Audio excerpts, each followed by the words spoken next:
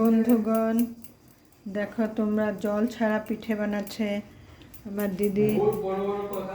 দিকে তাকান, বড়া চাল, এখানে তিল দিয়েও বানানো হয়, কিন্তু আমার দিদি নারকেল দিয়ে বানাচ্ছে। এখানে কোনো জলের ব্যবহার হচ্ছে না। কি সুন্দর দেখবেন আপনারা, পিঠেটা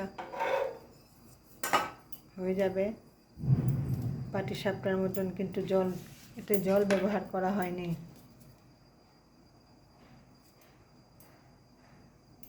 এটা হচ্ছে অসমের ফেভারিট পিঠে। এই দেখুন কত হয়েছে।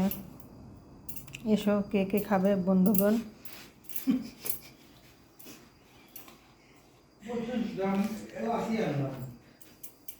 এই দেখুন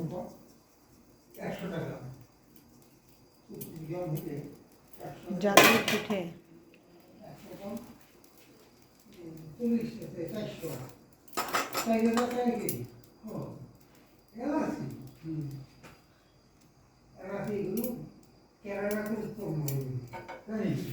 আচ্ছা, আমাদের এখানে উৎপন্ন হইতে পারবো না। আমার বন্ধুরা কি হয়েছে, আমাদের অফিসে সাউথ ইন্ডিয়ান লোক, কেরালার লোক আছে। হ্যাঁ, একবার